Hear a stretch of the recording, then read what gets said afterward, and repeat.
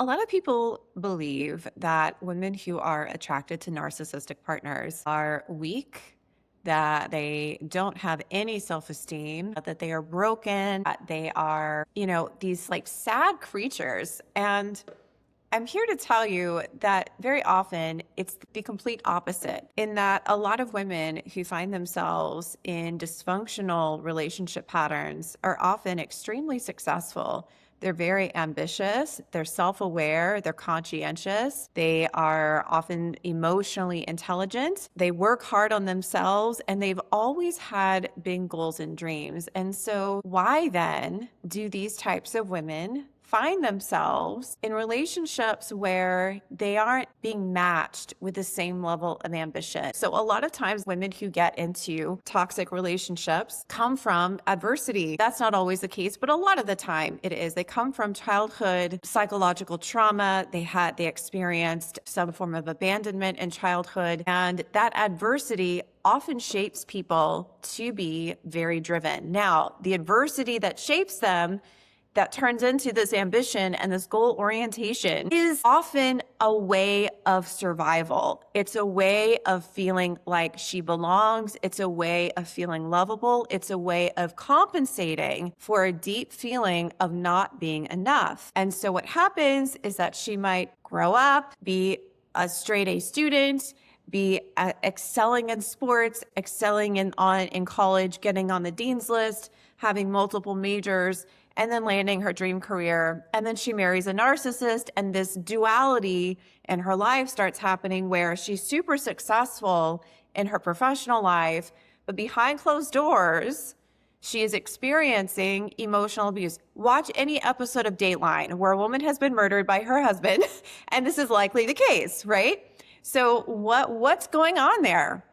So because we have this adversity in our childhood and we overcompensate by being goal oriented, and I want to make a caveat here that being ambitious and being successful and having goals to be successful in your career isn't bad, but we want to be mindful of what is driving that pattern, because often what's driving that pattern is unresolved trauma.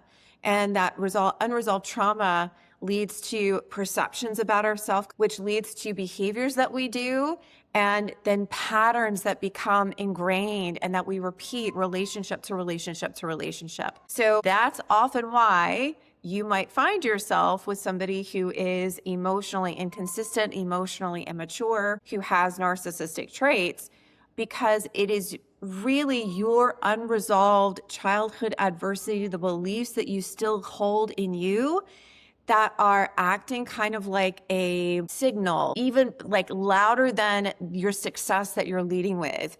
It is what your true vibration is this unhealed stuff. And whenever we have unhealed stuff, we are going to inevitably, no matter how successful or what job title we have, we are inevitably going to draw somebody into our life that is going to bring up our stuff, so that we have the opportunity to become more aware of it and hopefully choose the path of healing it. And healing it not meaning shutting ourselves down and continuing to live from a trauma response, but by opening ourselves up and learning to retrain our mind and our nervous system that love can be safe, that being vulnerable can be safe. So like what does this look like specifically after you left? You have a peaceful life, you have a beautiful home, you're free from the bullshit that you had to endure in that relationship. But even though you've built the life, you're not happy. The primary reason for that is because your old stuff that got you into the relationship with your ex is still running the show.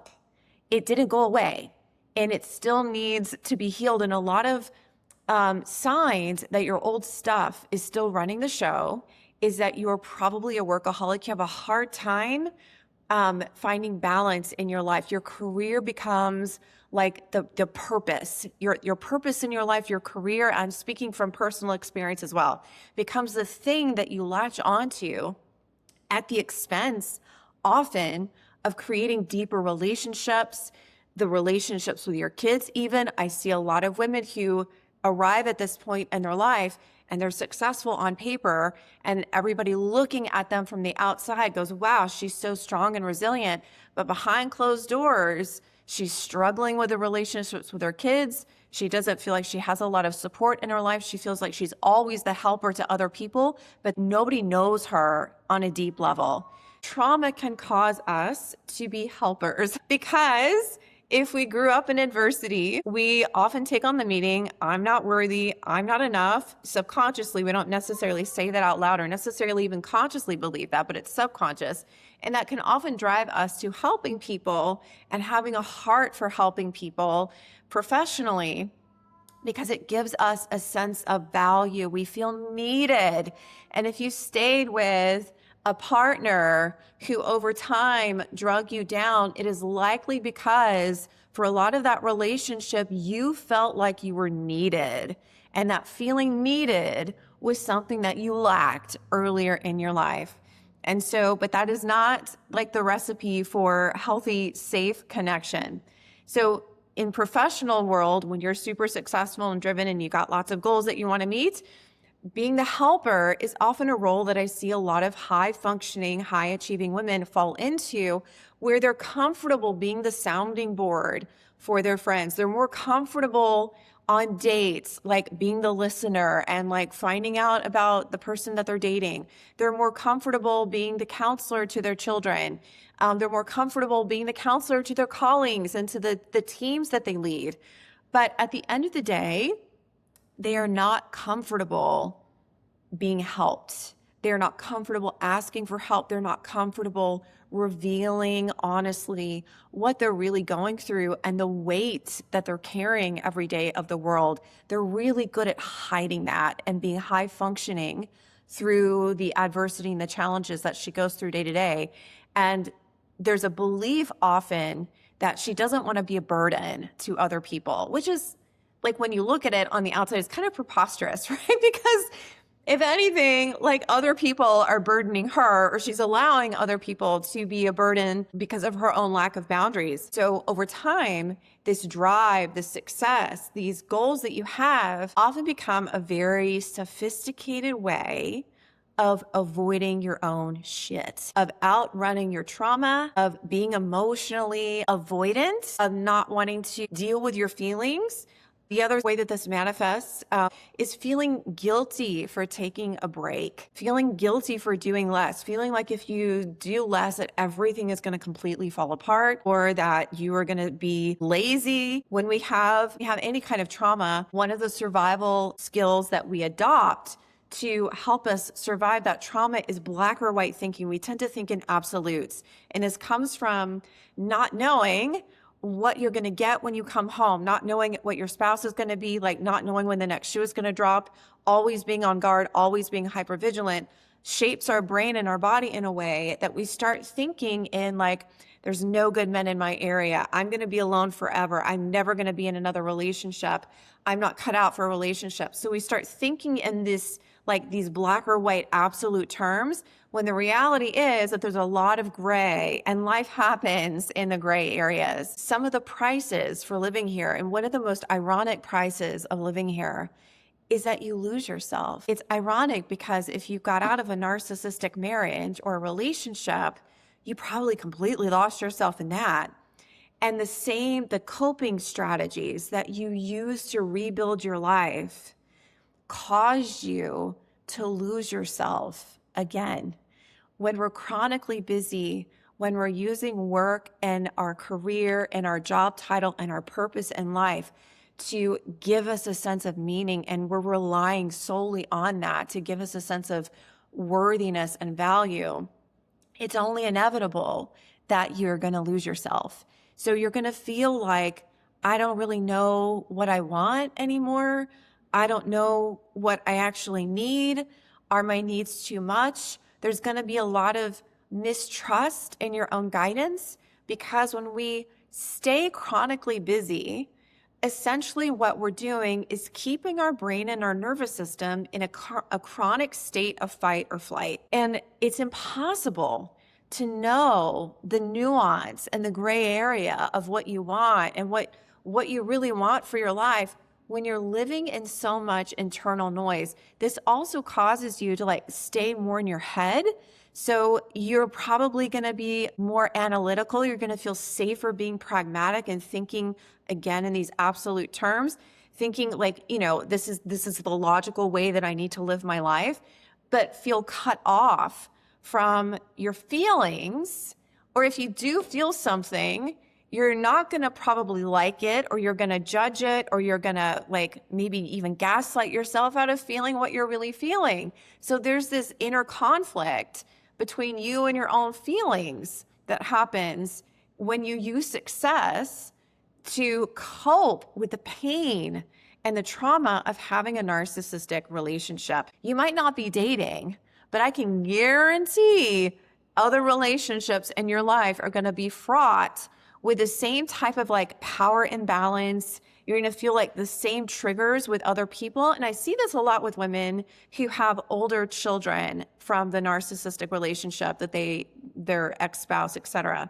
So they might have a fraught, conflict-laden with one relationship with one of their children, and that child, just like her ex triggered all of her own stuff that she never really resolved yet, it then becomes the child who does this and brings up all of her own stuff. The relationship with her child becomes a battle, like it was a battle with her ex. You'll probably stay in work environments and in careers where deep down your wise self knows that you've outgrown that, but you keep talking yourself out of that inner wisdom, because again, when we have trauma, there is a deep mistrust in our own guidance system. And then finally, it's gonna feel like you're living the same life year after year. Like you want more for your life, not necessarily more accolades and more success, although again, there's nothing wrong with that. You want more fulfillment, but there's like something like no matter what you do, you just can't seem to find it. And that can be a really challenging place to continue living, because you've probably already had years of therapy. You've probably already done EMDR. You probably already read all the books. You've done like the ayahuasca retreats. You've done all the shit that a lot of people do when they want to heal. And there's often like when we do all the right things and we end up in the same place, we start thinking like, well, why even try again? And that can be a very understandable place to land. But almost always, there is a secret longing for happiness. There's a secret longing for even a great relationship, even if that's not something that you outwardly want right this moment. Like I can almost guarantee like most people, even if they've had a narcissistic relationship, they do secretly want somebody safe that they can share their life with. It's just that they don't feel safe or emotionally ready or like confident enough that they can actually have that. They're not confident enough that that actually exists for them. And that becomes a self-fulfilling prophecy. That's another topic for another video. So the biggest thing that needs to shift, the biggest idea that I want to leave you with here to shift this I'm successful but stuck after I left my narcissistic ex, is that you have to stop tying your worth to productivity and how much you do and how much you earn and how much change and impact you have. That's often one of the biggest shifts that needs to happen, is that retraining your mind and your body that you are enough just like you are. And then learning to be more vulnerable in relationships. And that always starts with a relationship with yourself. If you right now feel like you have a really hard time slowing down, or when you do slow down, you immediately feel stuff and you don't like it, and then you get busy with doing something else. The biggest pet peeve that I have with a lot of like other advice given in this space from therapists and other coaches is like, just stay busy, keep yourself busy, is the biggest crock of shit that has ever been told, because that is ultimately an avoidance strategy. Like you can't be emotionally available for anybody, including yourself, if you are constantly avoiding your own feelings. And you can absolutely not attract an emotionally available person into your life if you are also emotionally avoidant and unavailable for yourself. Do you know what I'm saying? Like, it just doesn't work that way. So you have to shift the way that your mind and your body is wired and programmed to believing I have to make this much money I have to do this in my business. I have to, have all of these things lined up in my life in order to feel worthy and successful and to be valuable. That's the number one shift that needs to happen. The second shift that needs to happen is learning how to be vulnerable again. And learning how to be vulnerable ultimately means learning how to be okay with uncomfortable emotions and not shutting down when they happen and not coping with an avoidance strategy when they come up. Allowing yourself to feel your feelings, allowing yourself to feel the gut reaction of like, this friendship is no longer aligned, and then taking action on it. Allowing yourself to feel the uncomfortable feeling like, wow, I think I really like this person, and then acting on it and being even more vulnerable with that person. So these are some of the ways that will start to change this stuckness, your successful but stuck pattern in your own life. And if you're ready to dive deeper, if you're done living here, I have a free training that walks you through the 5 shifts that I teach my clients on overcoming this root cause pattern. Because yes, you can check the box, you can read all about the narcissist, you can move into a beautiful home, you can build your career to new heights, you can do all the right things. People outside look, wow, she's so successful. But inside, your trauma is still running your life. So this training walks you through what you need to do in order to shift that. And again, an hour-long training isn't going to be enough necessarily to help you make significant changes, but it will be likely enough to open the window and give you the first steps that you can start applying in your life. And then if you're ready to go deeper, I have a few openings this month. You can go to bethanydotson.com/talk. Book a free call. We'll talk about, most importantly, you. Like, where are you stuck? What do you really want in your life? And most of the time on these calls, I spend a lot of time kind of coaching people on what they want in their life because A, they don't know, or B, if they do know, they're too afraid to admit it to themselves. They're too afraid to own it. It feels too big. It feels too uncomfortable. It feels like, I don't know if I can do that. So we do a lot more work on the second half of the call, which is getting her clear, getting you clear on what you really want. And then if it feels like good synergy, if we feel like we have good energy together, which is extremely, if not the most important thing when in a therapeutic healing relationship, then we'll talk about ways that we can work together. So again, bethanydotson.com/talk if you're interested in that, or bethanydotson.com/training if you would like to start with the free training first. That is all that I have for you this week. If you have questions, ideas for new episodes that you would like me to cover, there's a specific challenge that you're running into and you're like, hey, nobody's talking about this, can you share? Like, feel free to drop it in the comment below and I will do my best to answer. Take care.